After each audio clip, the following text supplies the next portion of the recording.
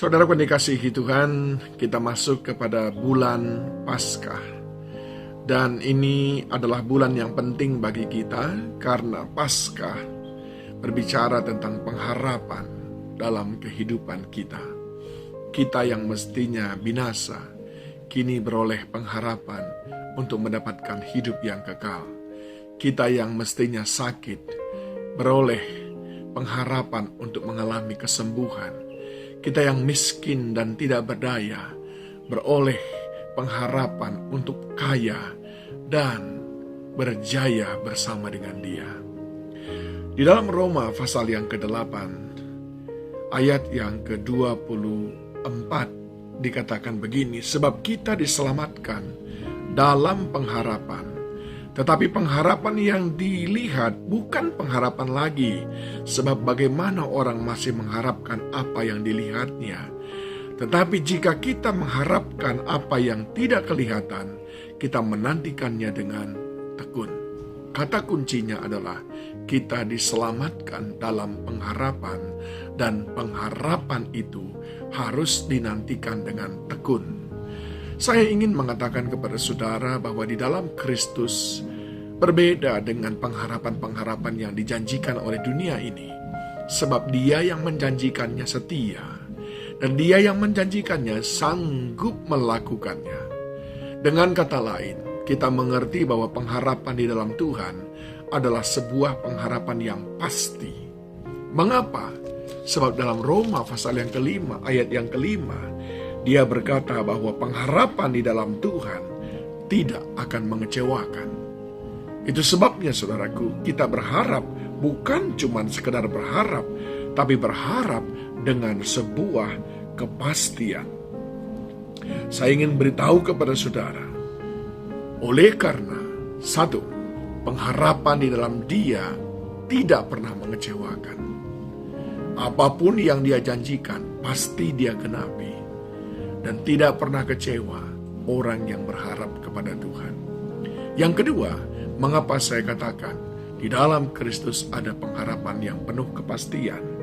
Di dalam Yohanes 10 ayat 10 Dia berkata, Aku datang untuk memberikanmu hidup yang berkelimpahan.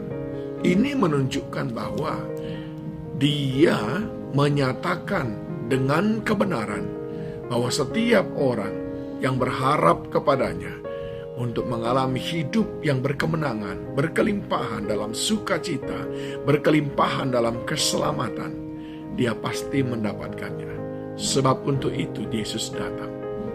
Dan yang ketiga, Dia juga berkata di dalam Efesus 1 ayat yang ke-18, yang berkata bahwa janganlah kita melepaskan pengharapan kita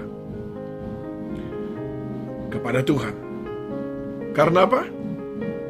Karena Dia berkata, dan supaya Ia menjadikan mata hatimu terang agar kamu mengerti pengharapan apakah yang ada terkandung dalam panggilannya, betapa kayanya kemuliaan bagian yang ditentukannya bagi orang-orang kudus.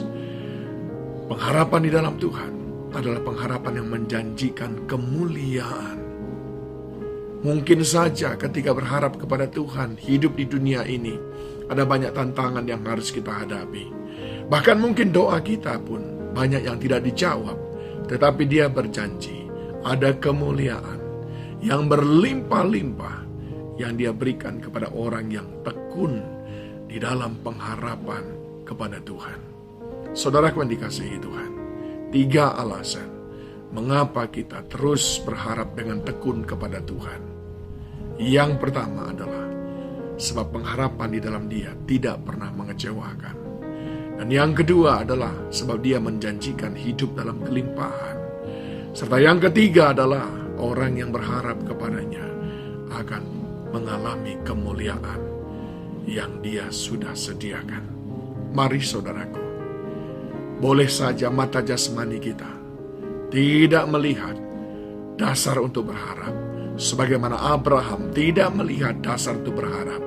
Namun Alkitab berkata, namun Abraham tetap berharap juga kepada Tuhan. Dan benar, Tuhan menjadikan semuanya indah pada waktunya. Dia tidak akan mengecewakan. Berbahagialah orang yang terus menaruh pengharapannya di dalam Tuhan, sebab mereka akan menuai ketika sudah tiba waktunya dan ketika mereka tidak goyah. Tuhan Yesus memberkati saudara.